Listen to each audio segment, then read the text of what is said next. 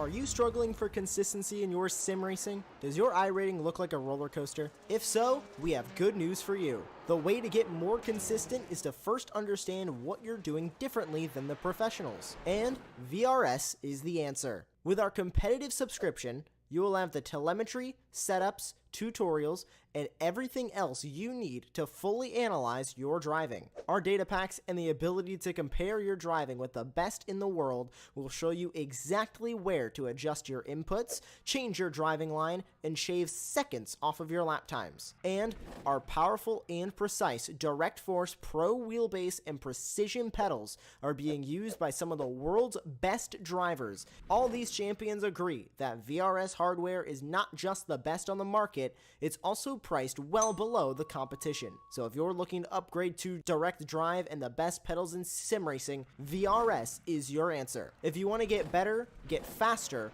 and make it happen sooner rather than later, you owe it to yourself to find out why so many people are switching to VRS. You'll be so glad that you did. Visit www.virtualracingschool.com and learn why the best use VRS.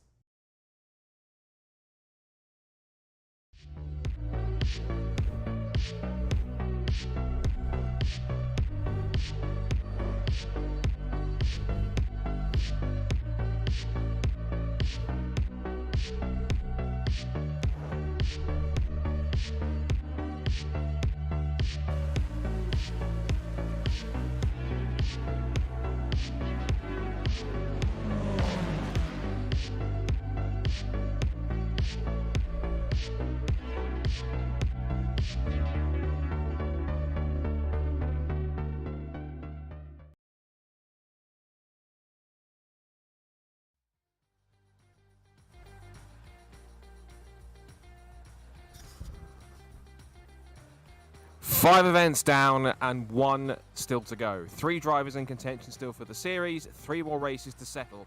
Who takes away the inaugural BRSCC Winter eSports Series for 2022-23? 3 drivers in contention, Mikey Doble, Will Redford and John Higgins Jr. One of them will leave tonight as the first ever eSports Series winner in an officially sanctioned BRSCC eSports Series. The other 2 might have to come again and try again next time. But it's going to be tricky because this is a circuit which not many of the drivers, if any, have ever driven before in real life. No less, not put any laps in the sim.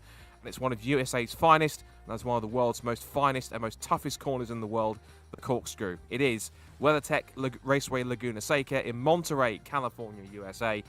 And it will be a circuit that lends itself to great racing, and particularly in Mazda MX-5s, both real life and we hope tonight in the final 3 races of our Winter Esports Series. Good evening, everybody. Scott Woodward here, along with Andy Thompson and Samuni Kumo on cameras and production for us as well. It all comes down to this: 21 points after drop score separating the top 3. It really is going to be make or break. Someone leaves tonight with the series. Big question, of course, has got to be, as we look at the table, who is it going to be? It's going to be incredibly close out there. Yeah, good evening, Scott. Good evening, viewers. Yeah, Laguna Seca, the last 3 rounds of this 6-round championship. It's been an epic one, and obviously the first one outside of the UK. But you can see there the championship standing. It's sort of like you said, Scott, a grandstand finish between Mikey Doble, John Higgins, and Will Redford. We saw early on in the season Will Redford really taking command in choke of the championship, but sort of falling away in the mid-pack. And then we've seen Mikey Doble and John Higgins very much pick up the mantle. We saw last time out in Brands Hatch. Mikey Doble had an excellent day. Will Redford again sort of faltered a little bit at the start of the opening rounds, but came on strong towards the end, and we can see they're tied for second place with John Higgins. So it's really close at the top of the championship, and it's anyone's game. And you know, a way a championship really wants to be, Scott, you know, fighting it out all the way down to the last round. It's going to be an epic 3 rounds here at Laguna Seca. Yeah, I think the points we have on this possibly not quite the ones we have from post Brands Hatch, so apologies for that. But I've got the points in front of me here, which have been updated by Will Blackwell Chambers. As it currently sits on my screen, Mikey Doble has a 10-point lead on drop scores with 1,184 points. Will Redford, who you see on camera here in car number 42, he sits on 1,174. And then John Higgins Jr., who's won the only 2 races in which either Mikey Doble or Will Redford haven't won this season. He's third with 1,163. So 21 points makes the difference between the 3 drivers at the top of the field. And it is at a circuit where they have plenty of practice in the sim, but it really is something that's kind of like no other that we have in the UK. A comparative circuit could be something like maybe Alton Park, maybe Cadwell Park or so, but Laguna Seca is one of those fantastic old historic circuits. It's been going since the late 50s. This particular layout's been in place since 1996 because they tightened up the last couple of corners after the end of 1995, and it's been a very fast and flowing circuit that's hosted IndyCar, it's hosted Can-Am, it's hosted sports cars, it's hosted countless races in the American Le Mans series, and of course several IndyCar finales. And another series which is also prominent around here too in real life is the Mazda MX-5 Cup that races in the US. Always big fun racing to watch to race here, and in particularly these cars as well. This will be a new challenge for some drivers. It doesn't take long for the cream to rise to the top, though, because it is Redford, Doble and Higgins in the top 3, and they're lapping at round about the sort of pace that I expected top drivers to be. Look at some of the track guides that exist for this circuit, and there's about 7 or 8 for this track car combination if you have a search on YouTube. A good lap time is somewhere from the low 38s all the way through the 37s and into the high 36s. You know, Will Redford's punched in a 36.7. It's faster than any track guide I've ever seen out there.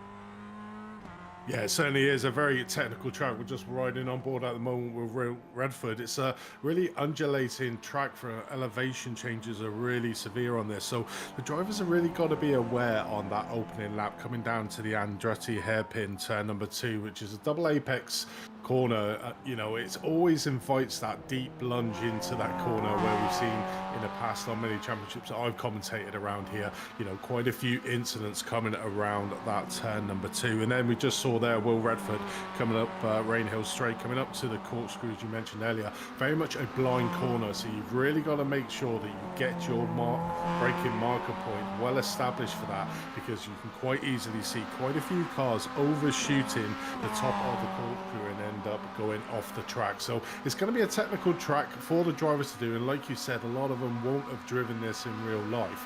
But hopefully they've had plenty of practice around this track in the sim world, and we really have a good grandstand finish for these final 3 rounds of the season. Yeah, definitely. So it will be quite good to see if there's some other drivers out there that can start to get themselves towards the front of the field. A couple of drivers I'm seeing in here that have managed to make a couple of strides in pace. Tom Griffiths, for one, he is some 8.5 tenths off pole. He's looking quite congested from about roughly sort of third or fourth place downwards, about half a second covering 4th down to about 10th or 11th. Tom Griffiths, who has raced MX-5s in real life, as well as BMWs in the BMW Compact Cup, the same sort of championship which Mikey Doble won last year in 2022. He's done pretty good. Now here's a couple other drivers who have also been pretty prominent in BMWs recently. Steve Roberts, who's also raced the likes of Mazda MX-5s and also Formula 4s. He's in there in P5. He's had 1 or 2 up and down points of fortune. He's had race weekends where he started pretty quickly or started races quite far to the field and then just got caught up in either his own incident or somebody else's incident, and that's pushed him down the order and forced him to try and fight back as the night's gone on. So hopefully he will look to try and pick himself up in a high starting spot. 5th looks like where he might well be, unless he can punch in a quicker lap time in the last 2.5 minutes of this qualifying session. And then he wants to try and stay there as high as possible. He could get one of his best finishes of the season tonight if he can stay out of trouble on a circuit that's certainly notorious for that as well. Somebody else who's had a couple of podiums so far this season, Matt Kendall, P6 in the current qualifying session. He's up there fighting for the top 5 in points alongside Will Blackwell-Chambers. So Matt's been steadily getting quicker and quicker, and he was part of that lead group in the last couple of meetings, particularly that massive 4 or 5 car fight that we had between the likes of Mikey Doble and Redford and John Higgins Jr., along with Matt Higgins and Will Blackwell-Chambers. It was those 5 drivers that were the cream of the crop at the Brands Hatch Grand Prix circuit last time out. He'll want to try and keep on improving. A very impressive run also from, looks like, Andrew Tibbs in 9th position. One of the relative newcomers at the end of the season, but 9th fastest for him so far, 1.2 seconds off the pace. He's looking pretty strong. And also someone who's been getting pretty quicker, Chris Etheridge. So he's up in P10 there. A couple of drivers a little bit further back than I expected. We look down the rest of the order. But the good thing is on this one, as we've seen throughout this series, Andy, is that it really has been a tightening up of the field in that drivers have been able to find more pace, find more confidence in these cars. They all run baseline stock setups. So they're all fixed, which means that you can't do very much tweaking, if any tweaking, to the major components at all.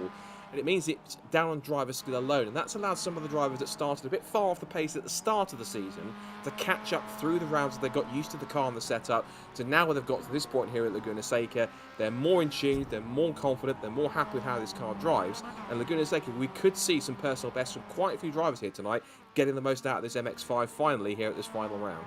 Yeah, 100%. And if we go back all the way back to last year, where we went to our very first round, it was a lot of the drivers' very first experience on iRacing. You could very much see the inexperience across the field and the differences and the gulf between the drivers that are used to sim racing, like Will Redford, who obviously won them 3 opening rounds quite easily.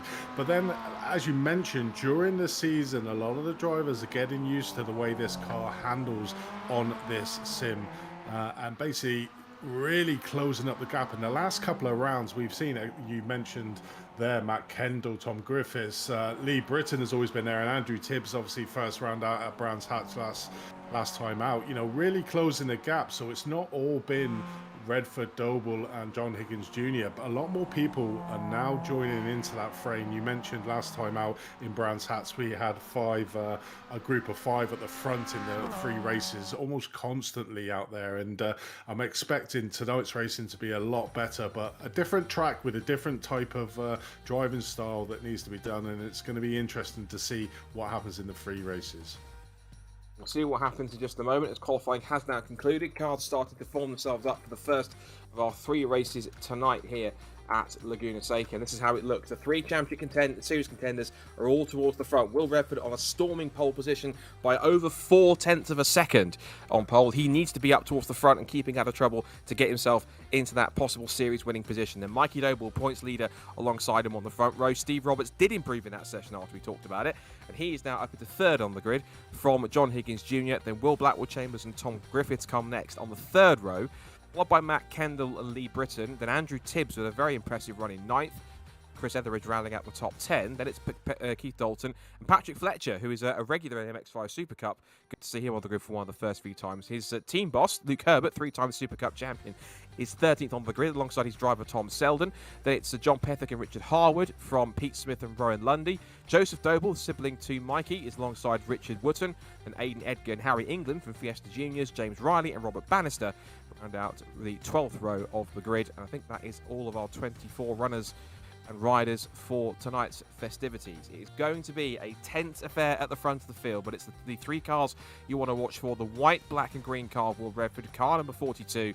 It is car number 88 of Mikey Doble, which is the blue, white, 2-tone blue and white car alongside him on the front row. And just off screen, it is the black and blue machine of John Higgins Jr. starting 4th, all 3 of which are going to be in contention. We've got a few seconds to go until the green light goes out and we get racing underway for the final time tonight. It's been an amazing first season for BRSCC in the world of esports, and this is hopefully will set the benchmark for some more competitions going forwards. But for now, we've got this one to settle and bring to a close. So it's Redford, Doble and Higgins Jr., 3 for the crown, 3 more races at Laguna Seca. The final event of the BRSCC Winter Esports Series is all set to get underway. The lights are out, and we're race number 1 at Laguna Seca is go. Strong start from Redford, who keeps the lead from pole position. Doble slots in behind him, as does Steve Roberts, as they make their way through turn 1, down towards the Andretti hairpin for the first time, and Redford immediately has to go defensive on the inside line. There goes Higgins Jr. trying to pick up 3rd, which he does. It's in past Steve Roberts, and also a quite quick start for Will Blackwell Chambers, last year's real world defending MX-5 Super Cup champion from 2022. File their way in through turn 3 for the first time. A little twitch from Blackwell Chambers, going door to door, banging door handles there with Steve Roberts. And they make their way out through turn 4 and onto the first run towards the first climb up the hill towards the corkscrew. So far in the first couple of corners, it seemed pretty clean. There's lots of mayhem going on mid-pack, as you'd expect, but it is Doble and Redford in the mix. Patrick Fletcher's first start to an esports race doesn't go the way he wants, and neither does it go the way of both either Chris Etheridge or Harry England, so those 2 have hit drama. I was about to say it's been pretty much drama-free from that first couple of starts, but at least at the front, Redford where he needs to be, with Doble and Higgins Jr. on his tail up towards the corkscrew for the first time. Yeah, it definitely is, and was relatively clean start at the front, certainly through Andretti. Always, we see Steve Roberts going very deep there, tagging the back of Matt Kendall coming down the corkscrew, but luckily managing to keep the car pointing in the same way. Very often coming down that corkscrew, you can be facing the wrong way, but lots of door banging the first visit there. Oh, as again, Matt Kendall gets another hit there. I think that was from Andrew Tibbs. Coming out of turn number 7 there, or turn 9, and yeah, he's been a bit of a battle there as Matt Kendall finding himself down in 15th position at the moment, down 8 places from where he started. So not the best of start for Matt Kendall after very much bigging him up, I suppose, at the beginning of how well he's done in the previous rounds, but still has time to try and fight back. But back at the front, Will Redford commanding his lead. He's literally got 0.4 of a second there over his championship rival there, Mikey Doble, in second. John Higgins Jr. managing to get up third, a little bit off the pace though, 1.3 seconds behind Redford. Then those three slightly getting away before Robert, the big group we're watching at the moment, with Roberts all the way down pretty much to Lundy. As again, Steve Roberts having a pretty much terrible start to this first race here, Scott. Yeah, once again hitting strike. We talked about it in qualifying. In fact, he starts weekend's pretty strong, and then has it go to a bit of a nosedive. He's now dropped all the way down to 20th position, past behind Chris Etheridge, who goes through. He was one of the cars that got caught up in that first lap spin. The 2 cars that we lost at the end of the first lap was both in the pits, James Riley and Patrick Fletcher. Also, we saw John Pettit coming out of pit lane 2, so he obviously got caught up in that as well. Phil makes its way towards the corkscrew for the second time. If you've never seen the corkscrew, it is one of the most notorious sequences of corners in the world. I'm going to try and get it as straight and as smooth a line through that massive dip downwards where the road just drops away from you and gets huge compression right at the bottom of the hill as you go through the chicane. It's one of the trickiest and most difficult corners in world motorsport to try and negotiate, and particularly when it starts to kick up plenty of dust and dirt online, it can get it even more tricky. Joseph Doble, meanwhile, in the background you saw, was off the road and wide at the penultimate corner. He's carried on. He looks like he's staying in 13th place for now. The second lap, and Redford still leads the way then from Doble, Higgins Jr. and then Britton. Matt Kendall looks like he's made a really good comeback. Obviously, we saw at the start getting very much door banging. Currently back up to 11th place, so gained 4 places in that last lap at the moment, and just outside the top 10 is he. But Michael Doble's currently in second place, trying to track down Will Redford in first, and it's going to be interesting to see how Will approaches these 3 races. He literally needs to put it all on the line. It's down to Mikey Doble really to lose, like you mentioned at the start, Scott. He's about 10 points ahead of Will Redford, so all he really needs to do to secure this championship is to be within 1 or 2 places of Will Redford all 3 of these races. So, you know, Will's got to try to put the pressure here on Mikey Doble to try and make sure that he can give him the best opportunity. But we've seen previously in quite a few of the races, Will Redford getting it slightly wrong and making self-imposed mistakes that's really put him under a lot of pressure in this championship, and probably a little bit why he's not well out in the championship lead at the moment. But Michael Doble was very much Mr. Consistent. We saw John Higgins Jr. there just past the screen in 3rd place, just a little bit off the place, around about 2.5 seconds off Michael Doble, 3 seconds off Will Redford. So at the moment he seems to be very much the bridesmaid in that trio for the championship at the moment. Will Redford leading out this race. Mikey Doble tracking him down, keeping around about half a second behind Will Redford at the moment. So obviously got 10 minutes left of this first race to go, so it's going to be interesting. As we see there, Lee Britton there getting it slightly wrong through the Andretti hairpin. A very tricky corner here in Laguna Seca. It's very deceiving with that double apex of trying to ensure their lead, getting it slightly wrong, losing quite a few positions in the process. Yeah, Lee Britton, again, another driver who's had some up and down fortunes this season, and has had flashes of what he can really do in terms of pace, and been in and around the top 5 and hovering around the top 10. He's currently spun himself down to 16th, and he did that in front of a, I think, rather bemused Will Blackwell Chambers, who was in the mix there too. So that will be quite interesting to see how the rest of it plays out. It's quite interesting to see that both Will Redford and Mikey Doble, they are the 2 main pace setters as you'd expect, but the rate in which they're powering away from the rest of the pack is pretty extraordinary. John Higgins Jr. is in 3rd. We're watching Luke Herbert here in 13th place, backing with Tom Selden and Richard Wotton as they come over the crest and up towards the corkscrew once again. Now on the brakes, that's pretty tight from across the top front of him. There went Tom Selden. Just about holds it. It's got Britton to one side, Selden the other. It's a Luke Herbert sandwich in the mix because you've got all three of those drivers are Luke Herbert racing drivers. It's their team boss that leads them at this point. In fact, Andy Tibbs is up there in 7th place. He's also part, I think, of the LHR stable. There's a huge thump at the inside curve from the penultimate corner from Richard Wotton, which puts him offline and possibly towards the pits if he's not careful. In fact, no, he's got it back onto the road behind both Tom Selden and Lee Britton now. In fact, behind Luke Herbert and also Lee Britton, Tom Selden there was the one getting extremely sideways out of the final corner. So he's dropping backwards in 16th place. Further forward, this is now what's going on for the last top 10 spot. This is Joseph Doble under threat from Richard Harwood in the Rising Sun liveried machine in 11th place. Just behind them is Lundy, and then now I think it's up behind them is now Herbert. That is now Lee Britton, in fact. So, or one of the two. In fact, there's one or two cars in there. So Lundy's in there. The car that's confusing me is John Pethick, because he's the one that came out of the pits, and he's the car with the blue car with the offset white stripe. Then he came out of the pits at the end of lap number 1, whilst everyone else was filing past him. So he was caught up in some opening lap skirmishes. That has put him deep in the pack. So essentially, if he was in terms of pace, this is where he would be in the field, and about the bottom of just outside the base of the top 10. But he's now having to pick himself through and just stay with the pack, and it's possibly confusing both Rowan Lundy and Luke Herbert just behind him in that group of cars. It's a great onboard shot here from Richard Harwood as you see them braking at the crest, and the road just falls away from you if you plunge downhill through the corkscrew under the bridge and in towards Rainy Corner. It's quite a long corner which has a late apex on the inside line. 2 more corners. This corner used to be straight used to be a little bit longer. That corner a little bit tighter until they changed it at the end of 1995. But for a while it used to be that slightly tighter run, a shorter run towards the final corner too. Come out through the last corner, then just up through the gears again, where slipstream is going to be quite at a premium here down these straights.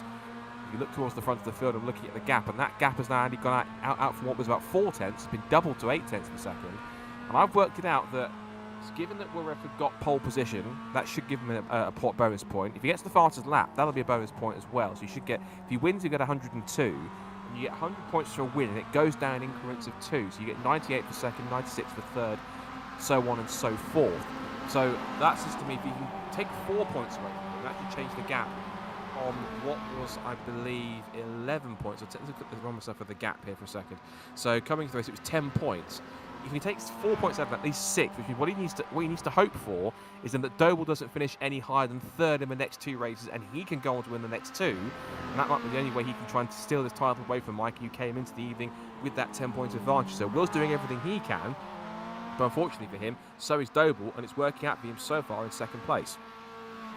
Yeah, it's like you said, it's very much down to Mikey to lose it himself. He does have a sizable lead that as long as he stays behind Will Redford. But like you said, if Will can he's got that bonus point for the pole sitter. If he gets that bonus point for the fastest lap and then obviously wins, the lead comes down to 6. And if he can do it again for the 2nd race, take that fastest lap, obviously won't get the pole sitter points, because obviously the grid for the 2nd race is a result of the 1st race.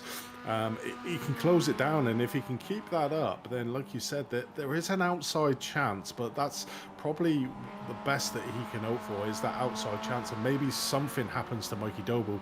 But touch wood and not commentating curse Mikey here, is he has been Mr. Consistent throughout the season. He's always constantly in the top 3 of the points, if not just literally outside, not really being caught up in a lot of incidents that we've seen Will being caught up into.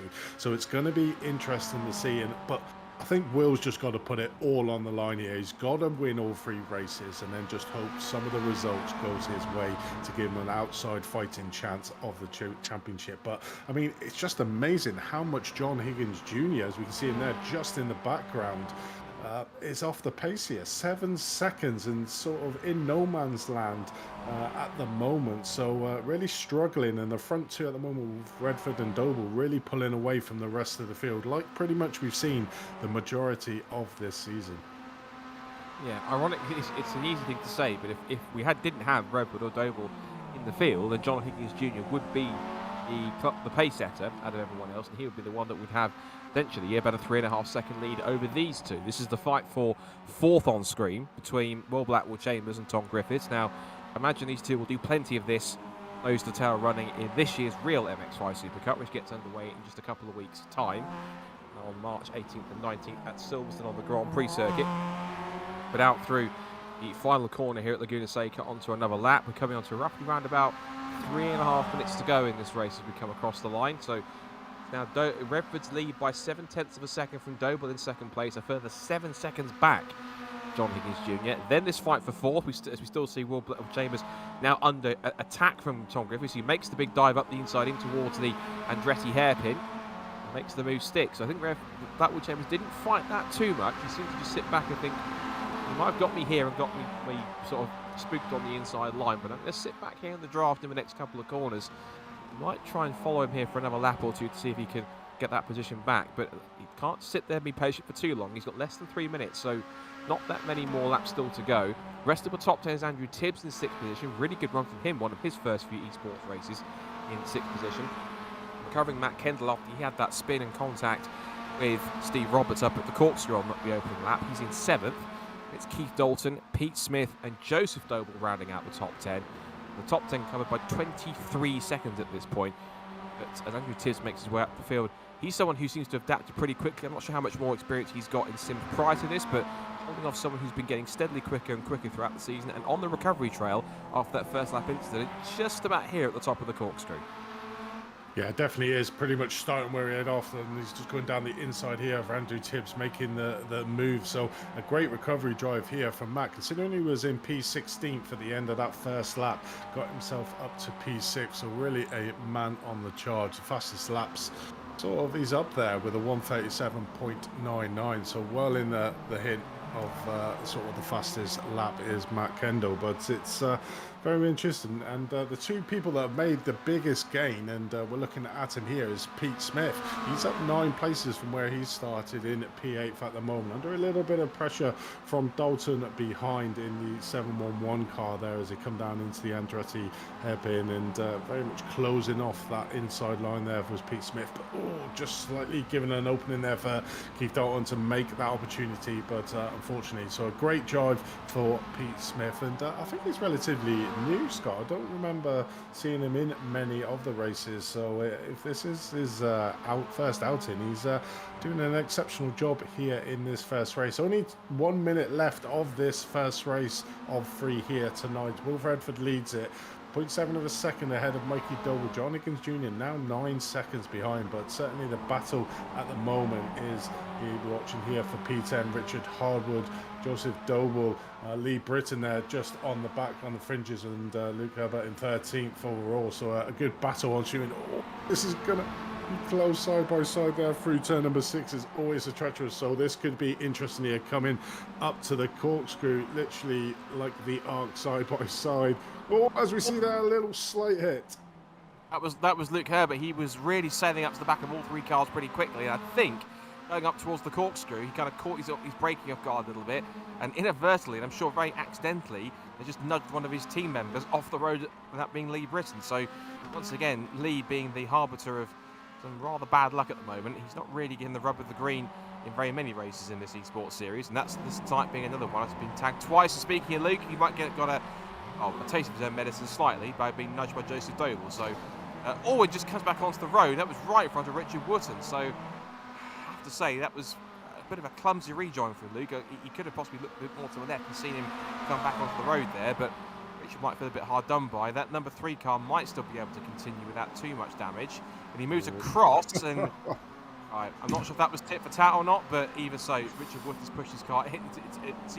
His car seemed to move in the direction of Luke Herbert, shall we say. There was contact, and off into the barriers went Richard Wootton. So, and now it's all getting a bit kicking off a little bit here, because you've got that's Lee Britton and Ryan Lundy in the mix, both getting around each other.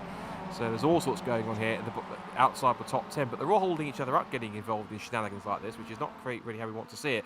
Now at the front of the field, meanwhile, we're on to the last lap of the race, and Will Redford is exactly where he needs to be to try and wrestle this esports series title away from Mikey Doble. Gap going into this race was 10 points. It looks as though it's going to go down by another 4, because he'll have picked up the pole position point. I think possibly the fastest lap point. We'll check the stats after the race as well. But he'll at least get 100 points for the race victories. He heads up towards the checkered flag. It's Will Redford, who is on good form at the start of this final evening of racing. Redford takes race number 1 at Laguna Seca in fine fashion, but he was chased all the way to the flag by Mikey Doble, who has seen his points lead drop down by at least 2 or 3 points to try and work hard to keep that as tight as possible. It's third for John Higgins Jr., a sprint to the line between Blackwood, Chambers and Griffiths, who dance out at the last minute but loses out by 0.5 of a second at the checkered flag. More sprints to the line. This is Pete Smith and Keith Dalton. Dalton on the right, Smith on the left. It's almost a dead heat, and Smith got it on the line in the black and yellow car, the yellow flames on the front, by 8/1000ths of a second. He stole 8th position. Great drive to the flag. Also credits have to go to the recovering Matt Kendall, who picked up P6. Andrew Tibbs picked up 7th in one of his first 3 esports races. Really good stuff from him. Dalton got 9th. And Richard Harwood, after all that was going on for P10 backwards, takes that final top 10 spot, followed by Doble, Selden, Etheridge, Lundy, Britton, Herbert after his contact, Roberts after his spin, Aidan Edgar, Bob Bannister, Harry England, and then John Pethick, who did take the checkered flag. Richard Wootton we saw out of the race. Patrick Fletcher was down a lap but got back out after his first lap incident. We lost James Riley at the start of the race too. He got caught up as well. So Redford then takes a few more points out of Mikey Doble, and it's going to be quite intriguing to see how the rest of that connotation plays out as the evening goes on. Race 2 grid's going to be set by the results of race number 1, so wherever you finished in that first race is where you start for race number 2. This is how it's going to line up. So Will Redford then does start on pole position. Mikey Doble alongside in 2nd. John Higgins Jr. and Will Blackwood Chambers 3rd and 4th. And Tom Griffins is 5th from Matt Kendall in 6th. Andrew Tibbs is 7th. Keith Dalton starts 8th. And Richard Harwood and Joseph Doble rounding out the top 10. And Tom Selden and Chris Etheridge completes the top 12. Lee Britton, Steve Roberts complete row 7 from Aidan Edgar and Rob Bannister. Then it's Pete Smith and Harry England. And Rowan Lundy and Luke Herbert, then Richard Wootton, John Pethick, Patrick Fletcher and James Riley completes the 24-car grid, getting underway for race number 2 very shortly. So initially, advantage Redford, but he's still got a lot of work to do, and I think it's safe to say that, well, we'll find out in a second how this is going to play out, because race number 2 is about to get underway. So 1 in the bag. Can Redford make it 2 from 2? Let's find out if he can do it in race number 2, as we're underway at Laguna Seca for the 2nd time, and it's pretty much as it was from race number 1. Redford from pole, leads, and it's Doble who slots into 2nd place just behind them. Higgins Jr. for 3rd with Will Blackwood Chambers to his outside. They pile down towards the Andretti hairpin at turn 2 for the first time, and Blackwood Chambers has got the grip on the outside line. Can't quite stay there to get past for 3rd. He goes over the grass a little bit. There's a couple of cars spinning in the background. Another car spinning. That's Luke Herbert's got involved again. It's really not been his evening so far. There's more contact. Round goes Harwood, round goes Etheridge. Come on, boys. This is child's play. Come on. Etheridge is in, Harry England involved in that as well. Also, I think it's possibly James Riley. Pete Smith is involved in that too. I think it was Aidan Edgar who went straight to the back of Pete Smith, and I was hoping to be a cleaner start, but I hate to use the phrase, but I think you can tell it's end of term with this series, can't you? You certainly can. Lots of shenanigans there in the start of this 2nd race. I was just looking back at the fastest lap for the first race, and would you believe it? Will Redford and Mikey Doble got exactly the same time of 136.85. So Mikey Doble managing to stop Will Redford getting that 4-point advantage in that first race. So probably down to the 3 points there. But I mean, it's just exceptional how those two guys are managing to keep the pace that they're doing, and Mikey Doble just trying to limit the advantage of Will Redford. But I think, you know, as we've seen in previous rounds, this race number 3 coming up, so it's the top 10 that are going to be inverted, and that's really what causes a lot of issues for certainly Will Redford in previous races to try and get back up through the field. So that's really where it's going to be. But I think if it stays as it is at the moment, as it was in the first race, Will be in 10th, and obviously Mikey Doble will be in 9th. Will's really got to be aggressive, like we saw out at Knock Hill in the 3rd race, that Will really got to the front of the first. He's going to have to put it all on the line for this 3rd race, but still very early on in this 2nd race, so still anything could happen. Just hypothesizing over the previous rounds on what might might be going through Will's head if it ends up being the same. But certainly a bit of a poor start here for the second round. We can see there 5 drivers in the pit lane: Smith, Perfect, Heffridge, England and Fletcher as in the win. So 5 cars currently in the pits after this very first lap, and quite a few of the drivers are down. But James Riley is our biggest gainer on the field after the opening lap, up 11 places to P13th at the moment. So very much kept himself out of trouble on that opening lap and gained a lot of places. So just off that reverse, getting into that reverse grid pole, who's currently being head by, and to be fair, Scott, I hope he does actually get his Lee Britton. The guy has not been able to buy any luck. Oh, as we see another car going off a corkscrew. That was Joseph Doble there, very much getting it wrong in the corkscrew. I'm not sure if he got a little bit of a tag to get pushed out, but it's him at the moment. And Lee Britton managing to get up to 9th. And that was Joseph Doble arriving sideways across the front of Lee Britton's car. He was lucky not to get collected, so that would be a piece of good fortune for Lee so far. The second lap now as we come across the line, so it's Will Redford who leads now. The gap is much tighter than it was towards the end of race number 1. It's only about a quarter of a second, so it's looking pretty close between these two. Now we've had a slight update to the live standings, I think, that Will Blackwell Chambers has taken care of, or one of the admin team has done. So just to confirm where we sit now, I think it's before we take into account exactly working out A, who gets the fastest lap point, and B, also the allocation of a pole position point. I say that because looking at who scored what, I only say that who scored what because in terms of other ones that were allocated, I said that because there was 102 points that was allocated for somebody at for Will Redford at Alton Park, and that was I'm sure for pole position for that first race. But we'll work those out as we go along. I might have to have a quick word with Will Blackwell Chambers, who is, I think, mainly overseeing these points afterwards. But at the very least, for race results, Will Redford has 100 points. It's 98 for Mikey Doble, he scored for second, and John Higgins Jr. for third. That's brought the gap down at least down 2 points to 8 between 1282 for Doble, 1274 Redford. So it's getting closer towards them, but ultimately, again, we need to see if Redford can pull away. We need to also take away a fastest lap point and keep it this time. They head their way through out of the rainy corner. This is the battle we've got here for 3rd, 4th and 5th. The last step on the podium between Griffiths, Blackwell Chambers and Kendall. But even then, those guys are already at the end of number 3, some 3 seconds or so behind the top 2, who are just absolutely in that class of their own.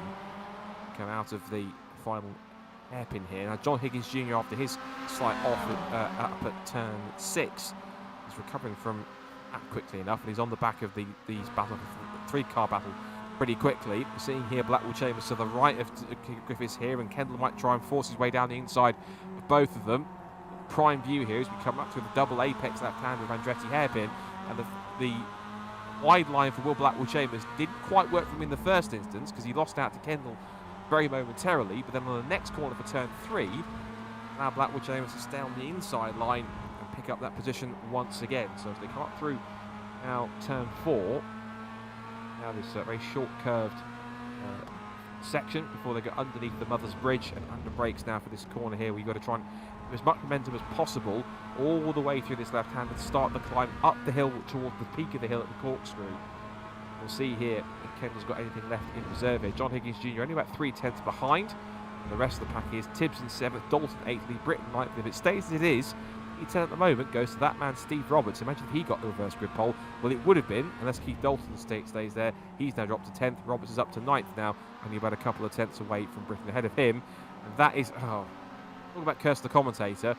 Steve Roberts is involved. The other car that was involved, that was Keith Dalton. So I think, let's Keith, we can shut up or not, but both Keith Dalton and Steve Roberts have hit strife. And once again, Steve Roberts can't seem to get a proper break in this series, can he?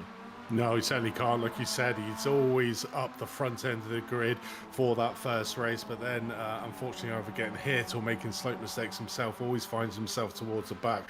Let's have a look at the replay here, what happened to Steve. So coming up to the treacherous turn number 6, did he take it a little bit wide and sort of lose it? Oh no, it's the car coming across, and unfortunately again getting his back end sideswiped off a car, getting it slightly wrong, which is always one of the aspects of this track, that treacherous turn number 6. You've really got to dip it into the corner, but there's a real treacherous sausage curb on the inside, and if you hit any sort of wheel on that, it throws you across the track there that we saw from Keith Dalton, and unfortunately his re-entry onto the track, which is unfortunate for him because he would have been sort of like an innocent bystander. There's not a lot you can do with a new tyre model setup in iRacing, and literally just came across and hit the back end of Roberts. So again, no luck here out for Roberts. But joining the battle here for that P3, we've got Tom Griffiths in third. We got Will Blackwell Chambers really putting it all on the edge. I've been watching him the past couple of laps, and he's literally using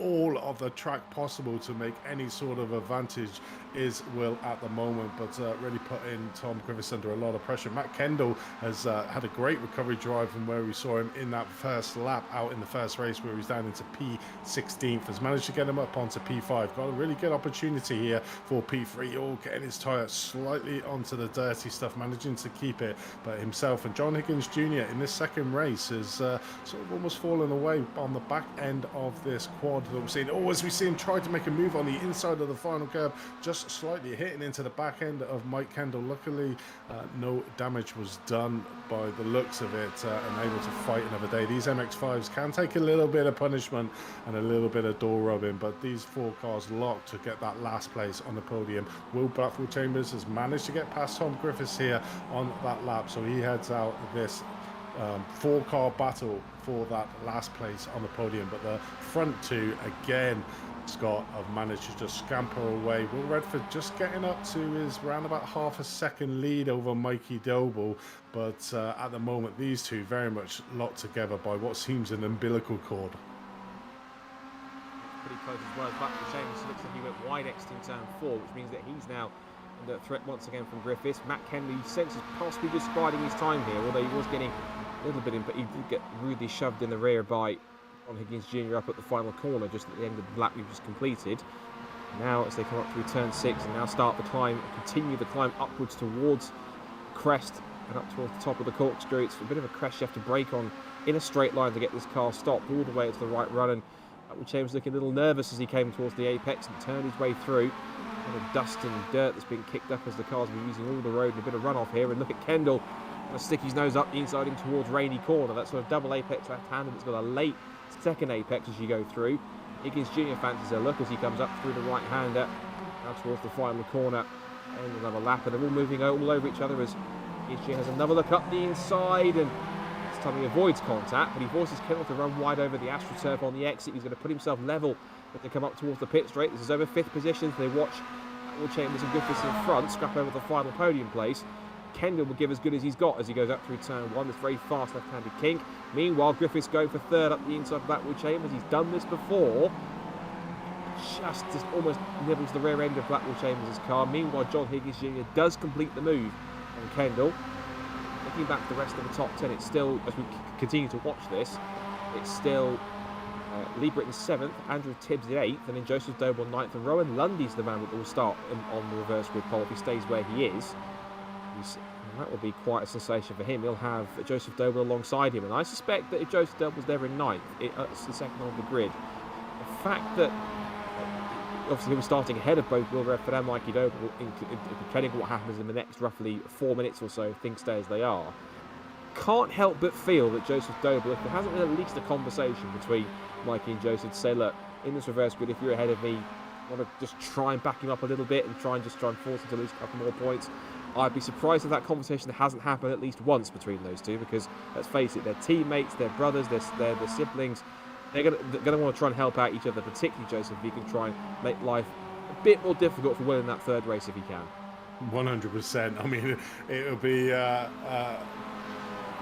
remiss of us to actually think that they wouldn't be chatting and that possibility. And this at the moment is probably going into Mikey's hands, like he said, with his brother in at the back and of the opportunity to be that 2nd place on the grid for this 3rd race. But Robert Lundy at the moment, like you said, you know, that great position, P10th, and he's got a bit of a gap between himself and Luke Herbert behind him in P11th. So as long as he can keep it nice and clean, keep the momentum going, you know, that reverse grid could be in himself, or you know, we can see on the timing tower the battle between himself and Joseph Doble for that P9, so he could have an opportunity to get even more points. But I think for obviously the final race of the season, I think Robert Ronan would want to be on that pole position, so it'll be interesting to see what happens. But continue watching this battle for the final step on the podium. Will Blackwood Chambers, Tom Griffiths there in third. The gap has closed up now between himself, John Higgins Jr. Matt Kendall might feel a little bit aggrieved because that's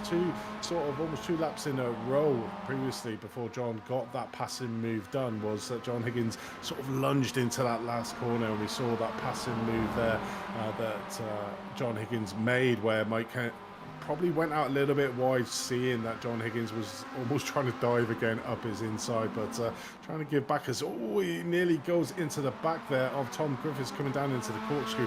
Really treacherous one, certainly in this close pack racing, to try and find that braking markers, because like we said, you know, it's very much a blind crest coming up to the corkscrew. So these four cars sort of locked in an epic battle for the last place on the podium. So that was a beautiful double pass that happened in synchronicity. That was John Higgins Jr. getting past Kendall. It was Griffiths getting past Blackwood Chambers, and they're going to go 2 by 2, exiting the final corner. A little twitch of oversteer from Blackwood Chambers as he got back onto the throttle, and it now gives Higgins Jr. the proper opportunity to carry the momentum around the outside to take one position. If he's got enough confidence here to go down the outside to get past Griffiths, he might go again, as Will Blackwood Chambers thinks his form of defensive attack. He thought about getting past Griffiths. Thankfully, he gets the car anchored up and repasses John Higgins Jr. and stays ahead of him. They come back towards turn 3. Down the right hand they go. Still as close as it ever was as we continue to watch this between Redford and Doble. Still 4 tenths between them, but this third place battle is the one we can't really take our eyes off too much. We're close to the end of the race here, just over a minute left to go. Kendall there just has a think. He puts himself into John Higgins Jr.'s mirrors, which might be a good opportunity to distract him on the run, but up towards the corkscrew, particularly into the braking zone. If you're moving around and the driver looks into his mirror and sees a full-on Mazda MX-5 swarming around left and right in the rearview mirror, you tend not to look at the road in front. That means you can miss your braking point, you can miss your turning point, and therefore run wide and compromise your line. As we come back through the corkscrew again, it's an incredible sequence of corners, particularly from onboard on this Mazda MX-5 as they're turning through left-hander. We're going to get one more time around the Laguna Seca circuit for this second race, because the timer still has 30 seconds to go, and the leaders are only about 7 or 10 seconds up the road anyway, so they'll be taking the last corner, if they haven't already, but they have, down towards the start and finish line. So this is on to the last lap of the race. So one of these 4 cars will end up on the podium. The question has to be, which one's it going to be, and in which order will they finish? There's a back marker in the way, which I think is Patrick Fletcher. It is, because he's the last car that's still running that's not in the pit lane. That one's Steve Roberts after his early exit. It's Kendall here, has got the run on John Higgins Jr. up the inside into the Andretti hairpin, clips the first apex nicely and parks it straight on the second, and then gets a rude shove in the back from John Higgins Jr. saying, look, you can park it on the apex where you want, but come on, get on with it. We're going to try and get past Griffith and Blackwood Chambers and try and get a podium place. Yeah, Kendall really made that pay coming out of that last corner. You saw there John Higgins Jr. going super defensive into that last corner. Matt Kendall taking it super wide, getting the faster exit on that speed, and really got that position secured on that exit speed of the last corner. And then we had the drag race up to the Andretti turn number 2, and was able to make the move stick. So that's how far back, and that's how much you've got to really keep the momentum in these little MX-5s. Momentum is key in this, and that was a prime example of we just saw there John Higgins Jr. going super defensive, but then obviously getting that overspeed, as we see Higgins just trying to come back here, coming around the outside down the corkscrew side by side, and literally trying to barge his way through here. Matt Kendall on the inside, should still loses the traction out on track, and yeah, a bit of an unorthodox pass, but back at the front we do have Will Redford, who has managed to make it 2 from 2, so giving the best opportunity for himself, but his arch nemesis there, Mikey Doble, in second place.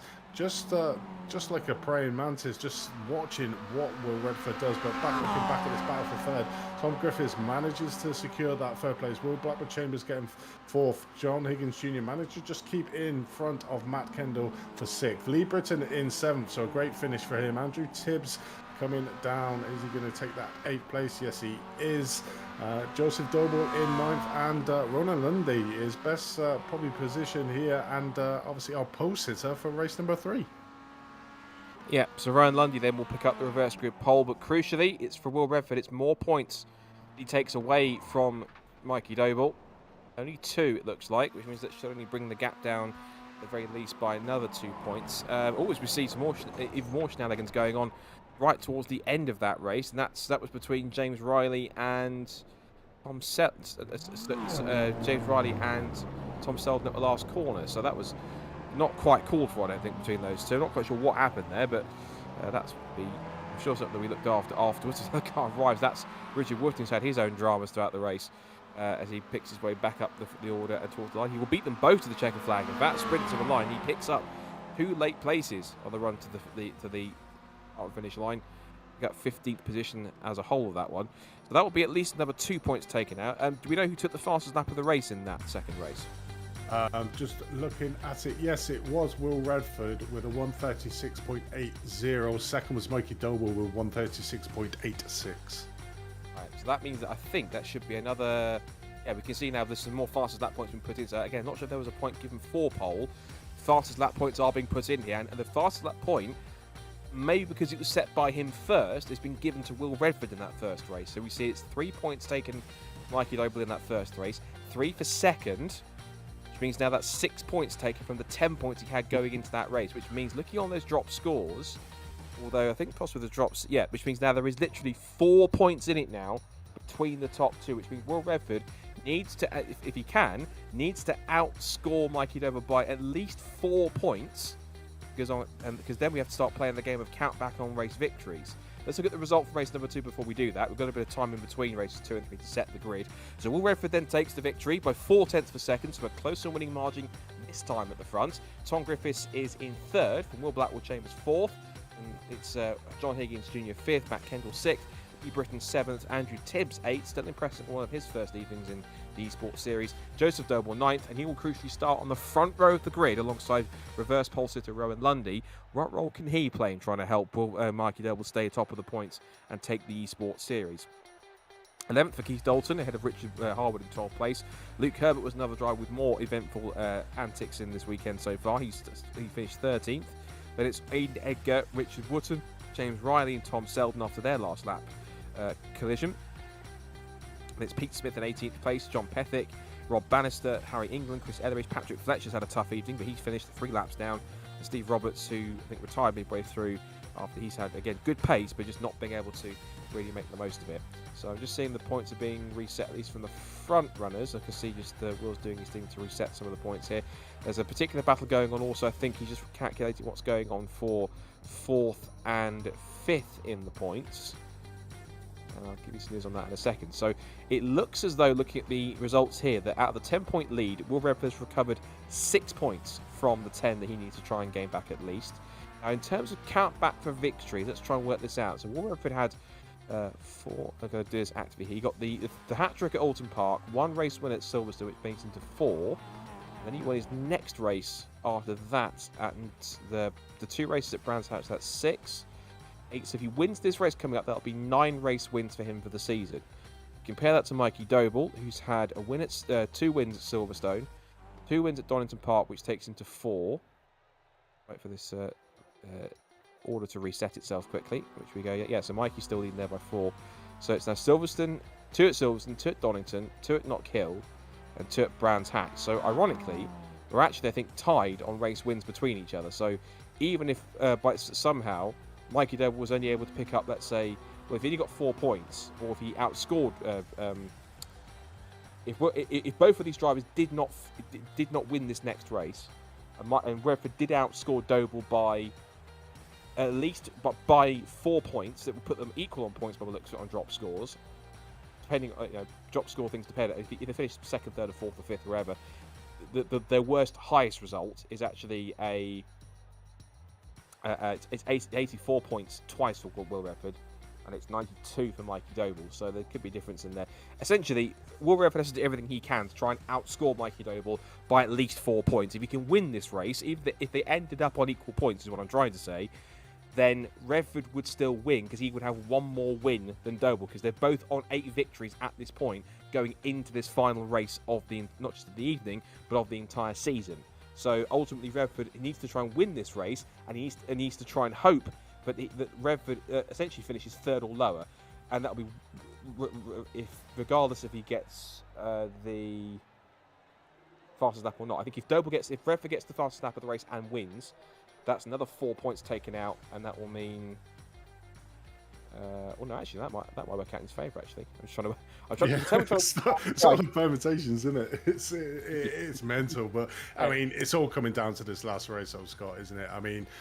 And it's going to be interesting to sit on the shoulders or be in the minds of what Will Redford and Mikey Doble are going to do in this third race, the unpredictable third race as well, where both of the drivers are going to be 9th and 10th on the grid. So they've got to deal with that mid-pack battle, and it's how they're going to approach. We've seen in the past both of the drivers being quite conservative at the start of these races, but I don't think Will has got the opportunity to do that. So are we going to see another not-kill third race from Will Redford where he just goes for it, he puts it all on the line? Because pretty much looking at the permutations is another 4 points is needed. Now we've seen that Will Redford has been super quick and won the first 2 fastest laps in the opening race, so you know history will tell you that he's probably got a good opportunity to try to do that again. So as long as Mikey Doble is 1 place behind Will Redford, he will win the championship. If there's a car in between himself and Will Redford, that's where all the permutations will be open, and it's going to be epic this third race. I think what will also make it trickier is that if neither of them win this race, but Redford still outscores, but they find themselves equal on points, I think it would still go to Doble on count back, not just of wins, because they'd be equal, but then it will go and count back of second places, of which Mikey Doble has substantially more than Will Redford does. In fact, I think Will's only taken, I think, was it 1 second place all season, and that was literally at the first race at Brands Hatch. So there's several second places out there for Mikey Doble, and that was certainly with him. Right, let's settle it then. It's either going to be Doble or Redford at the front, but we'll see how it works out in the next 15 minutes. It's Lundy on pole, Doble on the front row for Joseph Doble in second. Might win a slight jump start there, I think, for Ryan Lundy as they get away from the line. Lundy leads, but he might get a time penalty possibly, because it looked like he jumped a bit too quickly, unless everyone else was still asleep. Down through turn 1 up towards the Andretti hairpin for the first time. We've got to keep an eye on both, of course. Mikey Doble and Will Redford, who were there in the bottom of the top 10 already. Joseph Doble spinning already. That's not going to help in the middle of the pack. Oh, and of all people that tags him, it's Will Redford yet again in the third race. He cannot get a break. All the people he tags in that race, and I'm certain there'll be some certain people that are thinking the obvious, I'm sure, but not about how actually saying it. Of all the people that either that spins in that sequence, it's Joseph Doble. Of all the people that tags him, it's Will Redford. And just like that, once again, after it was all an upward trajectory, once again, it is another cliff he's fallen off. It's Doble's advantage yet again on the start of this first lap. Can you believe it? Just no. I mean, we wanted that Grand Slam finish. If it ends like this, it's just so unfortunate for Will Redford as we're watching a few incidents further back the field. Looking up through Andrew Tibbs through turn number 6, got that completely wrong. Got it right out wide, so just need to watch his rejoin here. Hopefully the car is steering in a straight line. It very much looked like it is, but wow, I mean, let's have a look at this replay on board for Will Redford. So coming down, trying to keep it nice and clean on the outside here of Andretti corner. Can you see the incident from it? He just had nowhere to go there, unfortunately, did Will. And like you said, I do not think that the brothers actually talked about that. The Doble brothers thought, yeah, let's spin it around Andretti and get in front of him. That was just an unlucky, but, I mean, you just can't. Just such bad luck for Will, and it's unfortunate. We will see him get back up. He's currently in P9 at the moment. Mikey Doble is up in P4, managing to keep it clean yet again. And I think that's been the Achilles heels of Will Redford. He'll probably kick himself when he comes in the interview room. Is that he just can't seem to buy a decent bit of good luck in these third races. Well, I think a saving grace for him at the moment is maybe 2 things. One, he pretty much hit. It was completely side on to nose was the contact between Seth Job. It was quite a relatively hefty whack that he took, and he might get a bit of benefit here from Keith Dalton running wide and Luke Herbert in front of him. So that might have minimised any damage, if any he's taken, if at all he's taken any damage.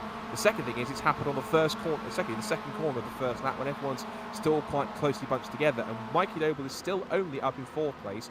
Redford is now up to 8th past Luke Herbert, so he's not that far away. He's 3.4 seconds off the lead, and he's been quick all night in qualifying and in both of the races. He's had the lap time measure only just about from Mikey Doble, so he needs to really try and pick his way past all of these cars in front of him as much as quickly as he can. He's got 7 cars to pass if he can in the next 12 minutes.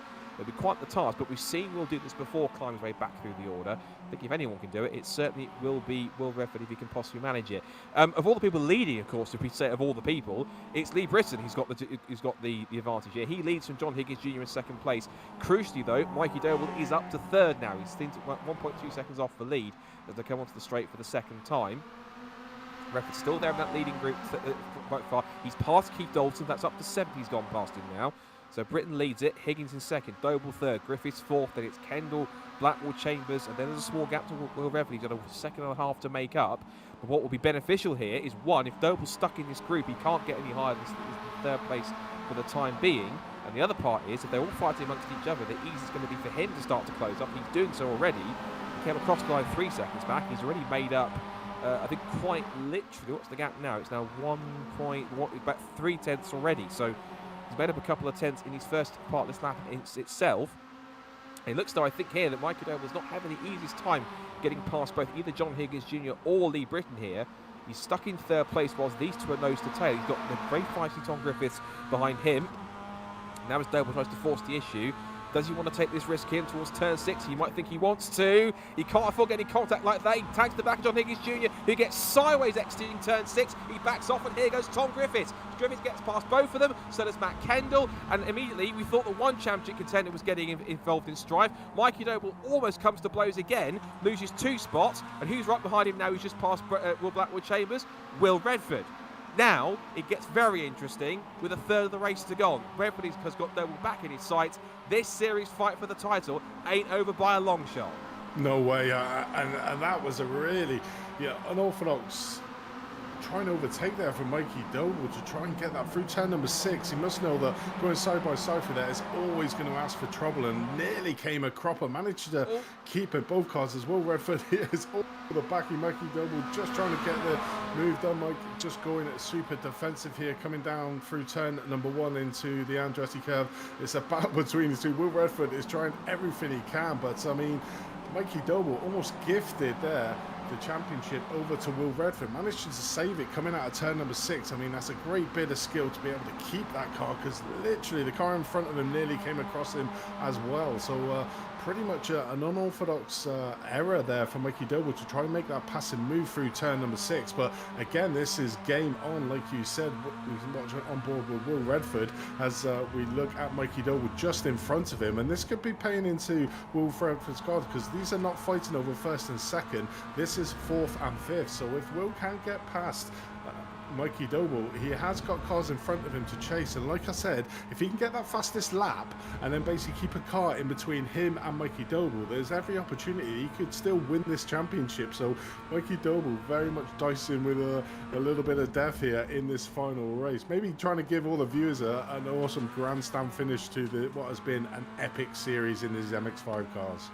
I think we're all enjoying it. I can't say the same for Will Redford. I don't think he's probably his heart in his mouth at this point in time. He's got the 4 cars in front of him, which I'm pretty certain he knows if he can pass all 4, and as you rightly said, can keep at least 1 car between himself and Mikey Doble, he can somehow recover this esports title. And Mikey Doble diving up the inside, taking a place from him is not going to quite help in terms of Doble's points, but it will help him get the momentum and the sprint down the pit straight up towards turn 1, and then the Andretti hairpin to try and pick up 4th position if he can. He's in the tow. He's watching Mikey Doble hold the inside line. Kendall might go diving back down the outside. He's confident to do so. And Redford also has to try and go with him because he knows he has to. He's got no choice if he can try and get past. Tries to force the issue, squeezing up the inside if he can.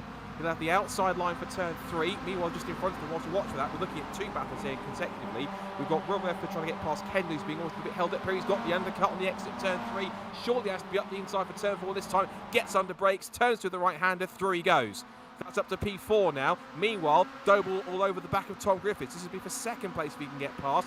He himself has been chasing Lee Britton. Down the inside to turn 5 goes Mikey Doble, and he goes to 2nd place. 1 more car stands between him and race victory, but it's now 3 cars at the moment that stands between Redford and getting to the lead. He has to hope that if he can get the fastest lap, that Doble does finish higher than 3rd. It is tension all the way. We've only just gone past half distance. I think it could still be either of those guys. John Higgins Jr. is out wide on the gravel. He gets passed by Will Blackwell Chambers down to 7th position. There goes Mikey Doble with that big dive up the inside into the corkscrew around the outside. There's contact inside. Off into the barriers. That's it. Redford's off into the barriers. And I think that could be, unfortunately, his Winter Esports Series chances gone in an instant. He's gone back to the pits. That's it. Game over. It's done. So he gets the checkered flag. I think if he does get going again, Redford, I think, has got out in absolute frustration.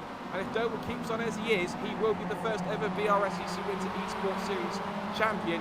But I'm certain maybe not the way he wants it to happen. And Will Redford must be absolutely off the rev limiter with that. I'm not sure if it was possibly a racing incident or not. Let's take a look at it.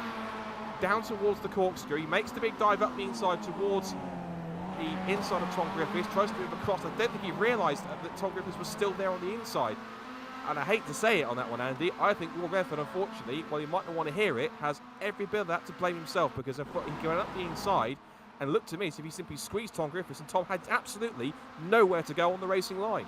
Yeah, 100%. I think Will just trying to close off the door. Unfortunately, Tom had nowhere to go and then clipped the back end of the car. But, you know, I was just looking at this race. Mikey Doble was taking some extraordinary risks at the start of the race, and we've seen some extraordinary passes. And then we had Will trying to do exactly the same. So they were both putting it on the line to try and win this race. And unfortunately, Will just came off slightly the worst there. We just saw a couple of laps earlier, Mikey Doble nearly getting it wrong through turn number 6 as we're just watching them coming up the Rainer straight here, coming into the corkscrew again. But Will just can't buy some luck in this third race, and unfortunately, like you said, it's sort of writing on the wall at the moment. Mikey Doble, I'm not sure if he knows that he doesn't really need to be pushing quite as hard as he nearly comes a cropper there, and he manages to keep second place. He really does not probably know that Will is out of this race and taking real crazy risks at the moment, like he's currently doing, but he probably wants to go out in style here and win this last race. But Mikey Doble is not sitting on his laurels here and really wants this race win of Lee Britton for the final race of this season. As we watch on the final lap, Richard Harwood getting involved there with quite who that pit Fletcher it was there, getting involved with on the last corner. But wow, I mean, both of the championship contenders here, you can't say they haven't put everything on the line in this third race. Oh, he's putting it all on the line as well. Has to be Lee Britton, because he's holding back the tide, including the points leader. He's done so over the last few minutes. He really is putting up a stellar battle. I don't want to put the commentator's curse on him at all, so I apologise if I'm about to. But imagine if Lee Britton, through all of his different frustrations, all of his different levels of fortune, if he can round off the season with a win here in the final race of the season. But Mikey Doble was trying everything. Now, he might want to see on his relative on his screen somewhere that Mikey's hasn't managed got through, so that Will hasn't has disappeared from the top 10 and he's basically out of it. Now, he has done a fast repair. You can see on the left hand on the timing screen at the bottom of 21st, but has got back out again. And certainly he must be a lap down or so from that fast repair, because although he's showing he's down by 1 minute and 6, so perhaps not, but who knows? I'm certain he's at least a lap down, so I think he's completely out of it. He might be trying to rely on some kind of a drop score in case a Doble hits Strife, and given how close and how risk-taking he's been so far at this point, he may well have to benefit on that if all else fails.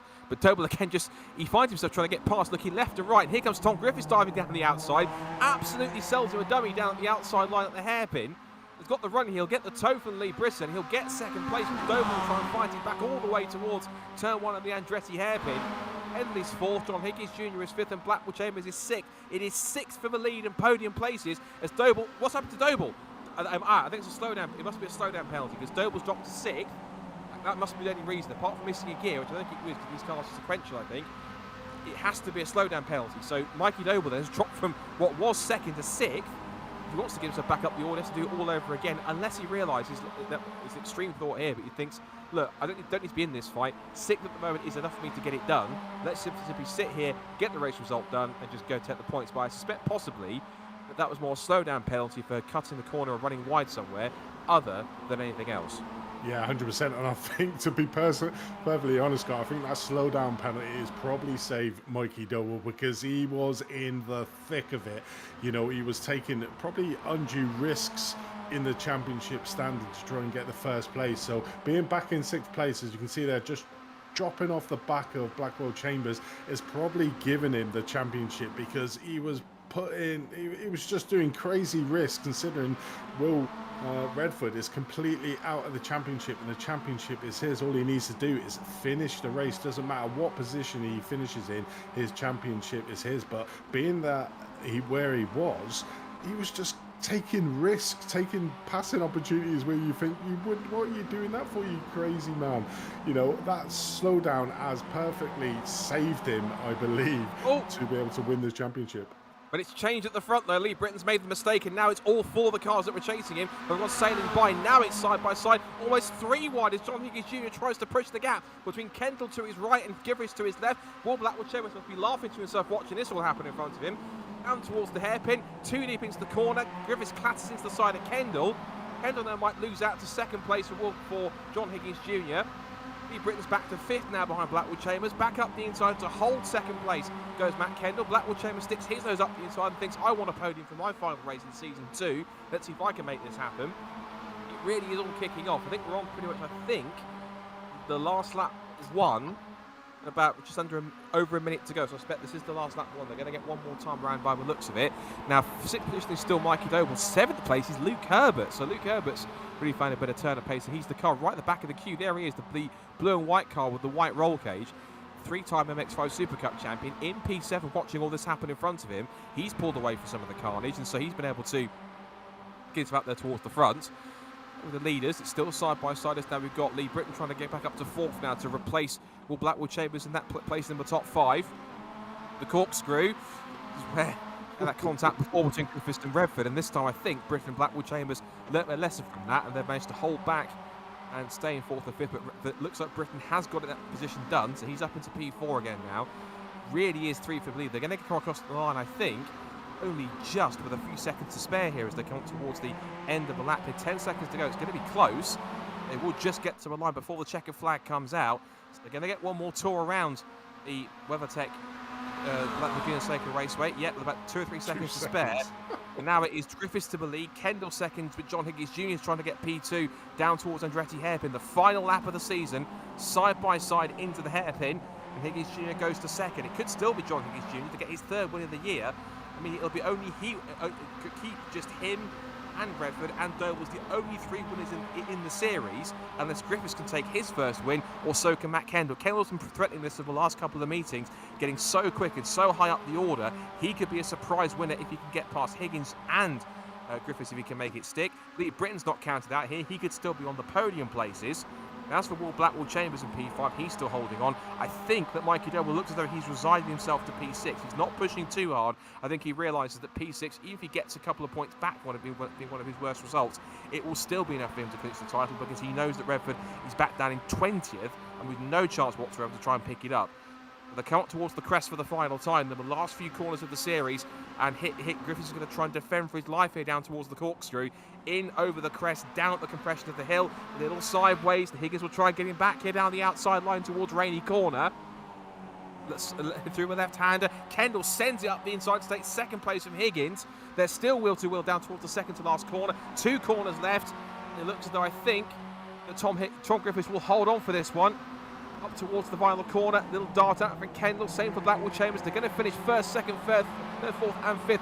Nose tail the sprint to the line. It's going to be a drag race to the checkered flag. Here comes Higgins to the outside line. Higgins, Griffiths side by side at the line, and it is Griffiths who takes the final win of the season by 56 1,000ths of a second. Griffiths takes the victory in the final race of the season. Higgins 2nd, Kendall 3rd, Britton 4th, and Will Blackwood Chambers in 5th. But we believe P6 is enough to, subject to official confirmation, crown Mikey Doble the first ever BRSCC Winter E-Sports Champion. Judging by the donuts, I think he knows it. What a fantastic season it's been. And I think, again, subject to confirmation, what an amazing and very worthy champion we've got. Definitely is. But one thing I do want to know, Scott, is the points difference between John Higgins Jr. and Will Redford, because the gap is from 2nd down to 20th. So has Will Redford, with pushing as hard as he has, lost that 2nd place overall in the championship to John Higgins Jr.? That's a very good question. He'll gain points back, because I think this was one of his worst results of the season, because he goes down increments of 2. So if he finishes in 20th place, that will give him 62 points, and it will count as one of his drop scores. He'll gain back 76 points, because his best worst score that he was dropping was 76 points. He'll score 76, and it's a good point actually, because John Higgins Jr. finished in second place, which was 98. That's a difference of 22 points, and the gap between them 25 points. That might well just be second place, I think, for everything. I'm going to wait to see if Blackwood Chambers updates the points in real time as you look at on my sheet. These are the results for the final race of the season. Tom Griffiths takes his first victory in BRSCC Esports from John Higgins Jr. in second place by half a tenth of a second at the checkered flag. Matt Kendall back on the podium in third place. Lee Britton is fourth. Will Blackwood Chambers fifth. The top five were covered by just over a second at the line. And then Mikey Doble, of course, in sixth, which we believe, again, subject to official confirmation, is enough for him to clinch the BRSCC Winter Esports Series car number 88 for Doble Motorsport. An amazing effort all season to pick it up in such dramatic fashion. Luke Herbert ensures the top top seven are covered by 2.5 seconds at the line, one of his best results of the season. Then it goes to 8th place for Keith Dalton, 9th for Steve Roberts, good recovery from him after his dramas tonight, and Andrew Tibbs ensuring he finishes all three races in the top 10 tonight. Really good effort from him. Richard Harwood is 11th, Joseph Doble after his first lap spin recovers to 12th, Patrick Fletcher 13th, Tom Selden 14th, and Chris Etheridge rounding out the top 15. The pole man on reverse grid Rowan Lundy drops to 16th in the event eventually.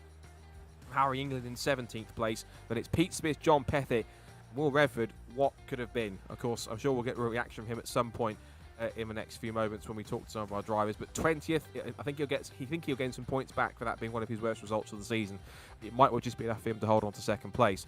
Aidan Egger 21st, Richard Wharton 22nd, and then James Riley and Bob Bannister to round out the 24 cars that were racing tonight. And what's been quite an intense and entertaining season comes to a close in unbelievable fashion. It's the conclusion to the finale that we all hoped for. Plenty of drama, plenty of action. And in the end, it looks as though it's given us quite an intense finish to this series, and in the end, given us, I think, by the looks of things, quite a worthy champion. Yeah, 100%. I mean, what a fitting end. All literally, both of the drivers, Mikey Doble and Will Redford, putting it all on the line there in the last race. I mean, that's what you want out of a championship. The championship has been epic. We've had some brilliant rounds, some new drivers coming through later on in the season, but it's certainly been the battle between Mikey Doble and Will Redford for that championship overall, and it just fitting. It came down to the last race and the close battle between them. I mean, what a grandstand finish for the final race, but unfortunately Will lost out there, probably pushing it a little bit too hard, and the ever consistent Mikey Doble at the moment we believe is the championship's winner here in the inaugural season, the BRSCC MX-5 Cup, and it's just been amazing, mate. But I'm really looking forward to hearing what the drivers have to say. Yeah, I'll tell you what, let's start with the man of the moment then, because I think we've got him on the screen. Let's bring him in, but of course I'm sure he'll want to have a few words about how he found that entire evening's worth of racing and how it's come out. But again, we state again, just to be sure, subject to official confirmation, Mikey Doble, you are provisionally the first ever BRSCC Esports champion in this winter series. How does that feel? Yeah, over the moon with that. Really pleased to have finally come home the victor in the series, in the inaugural BRSCC Esports Series. Yeah, I think thanks a lot to Will for organising it, for you guys for commentary all the way through the season. It's been a great league, and looking forward to the next one. I think we can safely say it's an understatement when we say that how that third race played out and how essentially the series concluded probably couldn't have been more dramatic if we tried. I mean, even yes, it probably could believe it if it was a script, but given the fact that essentially all you had to do was to try and finish ahead of Will as much as possible and to keep him at bay. At one point, you were side by side battling for position in about 4th or 5th place. I mean, the tension must have been through the roof after those first two races, mustn't it? Yeah, I mean, it wasn't a nice tension, I can assure you of that, but kind of where I've done well this season is to keep the car out of trouble, and especially sometimes like tonight where I didn't have the overall pace to win the race against Will, but to try and keep it clean and come through the pack without any accidents is kind of where I've gone well this season. And I just think, yeah, the race 3 there kind of summed it up. Obviously, Will had to be more aggressive than I did because I was ahead of him in the championship, and I still could have finished second and still won the championship. But yeah, I was had a close moment with Higgins Jr. at one point, and I thought it was all going to go pear-shaped, and all of a sudden Will was back on the rear bumper. But yeah, sadly for him, he got spat into the wall after contact with Tom Griffiths through the corkscrew, and then from there I was thinking, I don't need to be in this fight. I can just get out of this when I see that Will was pretty much circulating in last place. So it wasn't the most entertaining final few laps, but it was enough to win the championship, and that's all that matters. Yeah, we did see at one point when you backed off. I initially thought it was some kind of a slowdown penalty, but then a thought crept through my mind that maybe, as you just mentioned, that you'd kind of seen the battle going on ahead and had a couple of points where it had gotten incredibly close, and you'd almost made contact and thought, hold on a minute, I just need to get the points to finish here and get it done because Will's quite far back now. Was that essentially the case? You simply just drop back, let the first 5 cars have their own fight, and as you've done so many times this year, just bring it home and bank what you needed to get it done? Yeah, I mean, I thought when I first arrived on the back bumper of Lee, I thought, right, try and get past him as quick as possible, and I knew I had the pace to pull away because like Will and I were pretty much a little bit quicker than everyone else throughout tonight. But then I was thinking, well, actually, it's the last race of the season. Everyone who maybe hasn't had a win yet this year is going to throw everything at it, and they're not going to let my championship get in the way of that. So I thought this race meant more to them than it did to me in terms of finishing on the podium or even winning. So once everyone else started queuing up behind me and Lee was defending like his life depending on it, I needed to get out of that situation and just sit back and watch for the rest of the race. Well, that you did, and I think we've worked out that if you guys had actually ended up tied on points, but neither of you won the race, I think you'd have still won it on count back of so many second places, which is testament to, you know, sort of how points minded, how championship minded that you've been essentially since the start of it. I think ultimately, all we can really have to say is a massive congratulations. Aside from thanks that you've given, which we appreciate, is there anything else in particular from the team or any sponsors that you got that you want to thank for succeeding them for what might lie ahead in the future? Yeah, I mean, just thanks to everyone that tunes in, watches us. Thanks to grandparents and mum and dad and brothers and aunties and uncles that watch from home every week. Very much enjoy it, and yeah, looking forward to good seasons racing in the real world and on the simulator. I guess the real world plans are still under wraps at the moment, no exclusives. Yeah, no exclusives just yet, but keep your eyes peeled. The next couple of weeks there'll be something very good announcement coming out, hopefully. So there we go. Excellent. We'll keep our eyes peeled for that. Well, listen, again, a decent way to start the season anyway before you've even turned the wheel on real track. You clinched yourself a title in the sim. You've driven superbly all season. Very well deserved. Mikey Doble, first ever BRSCC esports champion in this winter series. Congratulations, and we'll see you on track either virtual or in the real world, I'm sure, very soon, wherever that might be. Well done, mate. You've driven superbly. Pleasure. Thank you very much. Great stuff. Well, we've had one title protagonist. I think we need to go from what was joy to, I'm sure, angst after that one. We've Rutherford joins us now. Well, there's not much more. There's not really anything I can say that's either going to make it feel better or sound better, really. You drove incredibly in those first 2 races, did everything you need to do to get the points, and then race 3 happened, and it just really wasn't how you wanted, was it? I mean, you know, if you look back on all the other rounds, I should have expected it. I mean, something like that has happened every single time, and it sort of tops it off that in the last round, in the last race, it was Mikey's brother. But, you know, the start itself wasn't too bad. I got a bit of damage from it, and I did push on, and I was catching back up, and I got back up to Mikey, and then I got a bit impatient, I think, because I knew that in my head, if he got into the lead, he was going to go. So I had to stay with him, and that was what I was trying to do. And then I sent the move on, I think it was Tom Griffiths, and we got like stuck together, and then I got spat out into a wall, which is just classic iRacing. So, you know, it's disappointing, but looking at the end result, maybe if I was more patient, I would have won anyway, because Mikey didn't even win. So it's, you know, you can't have hindsight, and it's disappointing, but, you know, I gave it my best shot, and I think the first 2 races showed that. Yeah, you absolutely did. And there was a moment where I think we realised that anyone watching at home would have realised that of all the cars that had the spin at the opening corner, it was Mikey's brother Joseph, and of all the cars they've ended up tagging him, it was yourself. And I immediately thought there were going to be 1 or 2 conspiracy theorists in the comments thinking that there'd been some kind of a conversation, but I'm pretty certain that it was just unfortunately wrong place, wrong time for both drivers on that side. But given how you performed all season, including tonight, you picked up 8 wins. you weren't that far off in the championship in terms of points that you gained, so you got second place. You've shown some incredible pace all the way through. I mean, looking back on high points of the season, if we forget the fact of, of how tonight's played out and how the series has played out, you've had a fantastic run in some of these races. The wins that you have had been very much deserved, and you've always been a constant front runner. So I think on that side, you take confidence that you've been one of the fastest guys out there on the grid, and that has to mean something, including the wins that you've taken. It must mean something from what you've taken away from this series. Yeah, definitely. I mean, I was telling this to Will Blackwell Chambers before. I've actually learned a lot racing this series on how to win a championship. And at the start of the year, I was very much, flat out all the time, and I never really tried to control the race if I was out in front. Which, it looks impressive when you win by a massive margin, but when you make a mistake and end up binning it, it's not great, is it?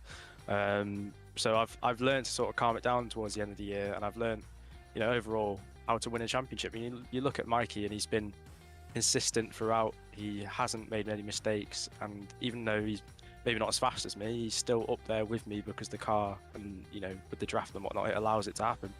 And he's ended up coming away with a win just from being consistent and taking it easy, and that is something that I've taken away. And in the end of it, second place, I'm not. It could be a lot worse. I'm happy with the result. Well, I'm not happy with the result, but I am. I'm happy with how I've performed throughout the season. Yeah, and I think you should be, because obviously you've put some great results, and you and Mikey have pushed each other all the way through from start to finish on this one. I've even got you on the screen now, nose to tail, on the slow motion replay whilst we're talking to you guys, and that's pretty much how it's been all season between you two, and also the likes of John and everyone else has been up there towards the front. In terms of now going forwards, obviously, if there's any real world racing plans that are under wraps that are still NDA, of course, then we're not going to force you to say anything, of course. But what, if anything, lies ahead now for 2023? Is it more sim racing? Are you still looking to get back out on track for real, budget and opportunities depending? What lies ahead for you now? So in the real world, I'll be back out in the Civic Cup. It'll be my second full season racing anything in real world. So, I'm looking forward to taking everything I've learned last year and even everything that I've learned throughout this championship, and hopefully challenging for the overall championship. On the sim side, obviously I'm a member of Apex Racing Academy and the Apex Racing team. So, we've got special events, big events coming up. The closest one, I think, the next couple of weeks will be the Sebring 12-hour. So, full focus on that now, and a bit of testing in the real world, and then it'll all kick off in early April. Yeah, certainly does, and it's good to have yourself and everyone else in the Civic Cup racing back on the BRSCC package. And like you say, if you can use everything you've learned, which I'm sure you will, you've learned to full effect, I'm certain you'll be up there fighting towards the front if all their elements come together. Also have to say as well, I mean, again, for what it's worth, the commiseration for missing out, but for the driving that you have done, once again, as I said to Mike, you've driven superbly all season from the outset with the 3 wins that you took at Alton Park, and you dominated that way. So if you're on the same sort of form as you're in Civic Cup, I look forward to seeing you in on the podium at some point going forward, if you can carry on that same form in a Honda Civic. So well done. I'm glad you're taking it on the chin as much as you can, and yeah, we'll see you in April for the first Civic Cup race. I'm sure it'll be mega. Thanks, mate. Good stuff. Well done to Will for the races that he won. And the final man to speak is the man who's been pretty much taken the helm of this all a lot and done a lot of the admin work, and deserves, I think, pretty much in terms of organising it, putting it all together, I think, along with everyone else that's helped him, a massive amount of praise and a massive amount of plaudits, because he's done a sensational job overseeing it from start to finish, and that's Will Blackwell Chambers. So I think, first of all, Will, I think on behalf of me, on behalf of the club and everyone else and who's been involved in it, all the drivers, I'm sure they'll say it later on, but public on the broadcast here, you've done a phenomenal job looking after this league, overseeing this league, with the assistance a little bit from me where possible, and Lee and everyone else. So I think you can consider this a job well done. You've done a fantastic job, and it's been, I think, a roaring success, this first esports series. No, I fully agree, and thank you very much for your kind words, and thanks to the BRSCC to kind of giving me the opportunity to give this a go. What was it? We just started off with some emails and a quick proposal, and here we are. I think we've got a huge amount to be proud of, especially I think being the first sort of club, racing club in the UK to have hosted a formal esports series, underneath that banner of the club, and I think it's been a big success. Had a lot of positive feedback from all the drivers. I think another really nice thing is I think people have definitely made some friends out of it, and met people they wouldn't normally have met. So yeah, I'm really happy with how it's gone. Yeah, I think likewise, and I think the good thing is that that's a good point you touched on as well. Is that we've brought together drivers from a vast array of different series. You've got drivers that have raced not just in Mazda MX-5s, but BMW Compact Cup, City Car, C1s, Fiesta Juniors, with Will Redford, Civic Cup, all these different series and champions, BMW Compact Cup as well. All these different champions and series that, as you say, wouldn't normally talk to each other on a race weekend because they're all amongst their own little communities and little paddocks and the drivers and teams they've got.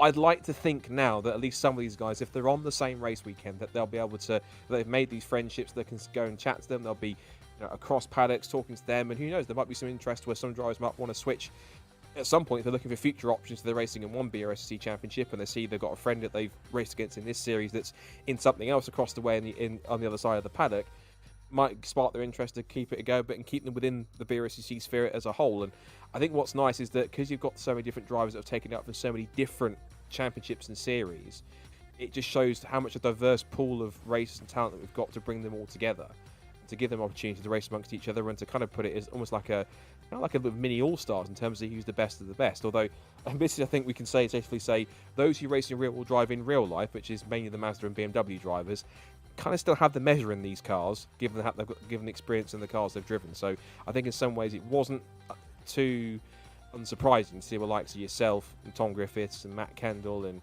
Will Redford, even though he's in a front-wheel drive car, and Mikey Doble, those guys. It wasn't that surprising to see them up towards the front and being the main front runners in this series, don't you think? Oh, and that's really fair, and that's something that we can build on for next season, because what I'm hoping as well from this season is people are going to see the success it's been.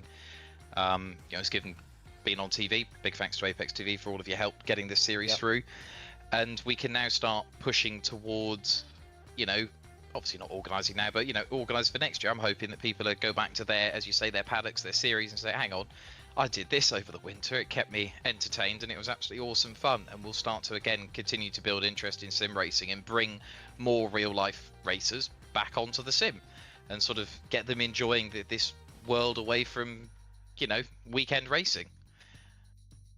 Yeah, and I think what's also handy is that there's, I think going forward, there's going to be quite a few different other options that could be possibilities going forward. Obviously, what we're saying here is nothing official, so we're just it's still loosely talking here of their side of things. I think two cars that will be quite intriguing to watch going forwards, that will be ones to watch for, will certainly be of interest to people in certain paddocks within BRSCC.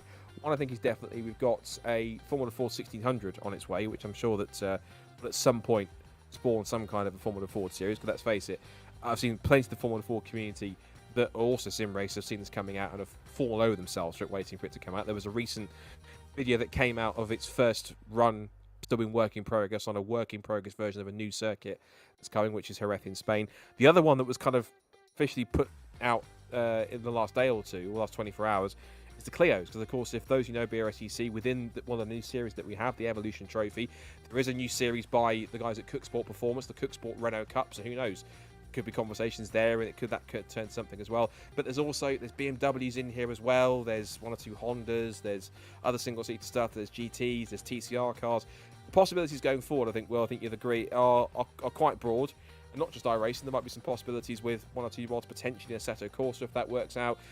I think this is the start of something that could hopefully snowball into something a little bit bigger across the series, whether it's races spread out across the year or year on year, at least at some kind of a winter competition.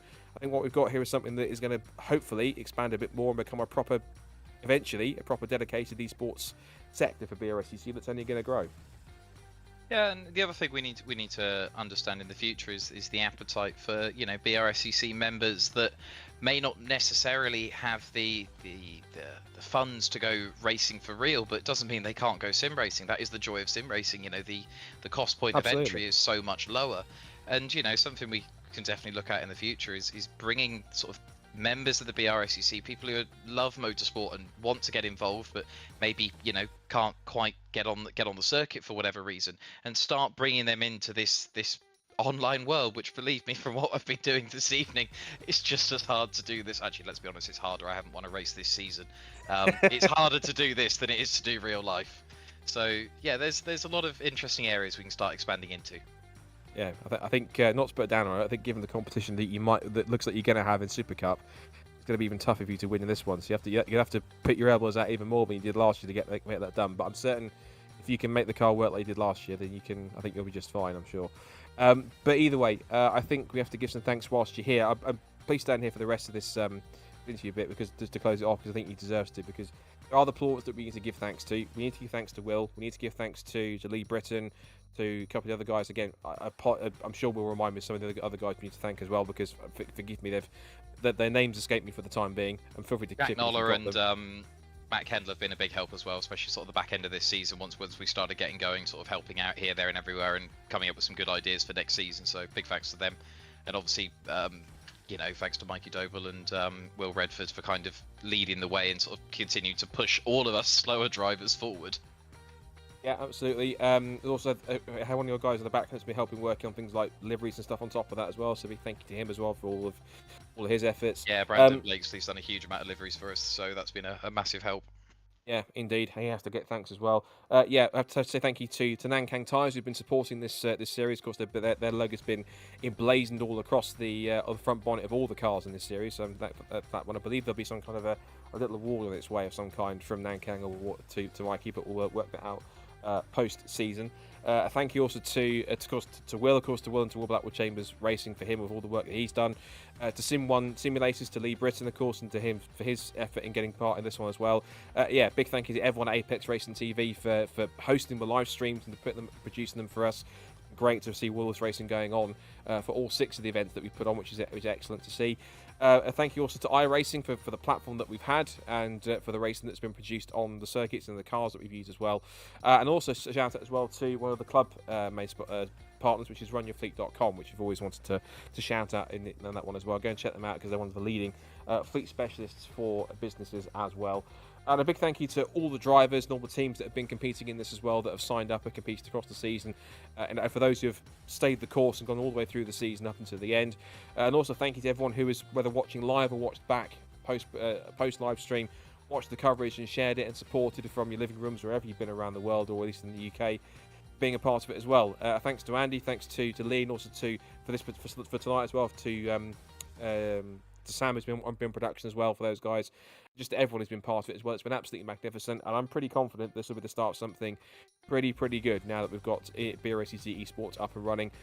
What happens in the future, only time will tell, but we'll see what drivers want, we'll see what's in the pipeline, and we'll go from there. But for the last time on broadcast, again, once more, one more final thank you very much to everyone who's made this happen.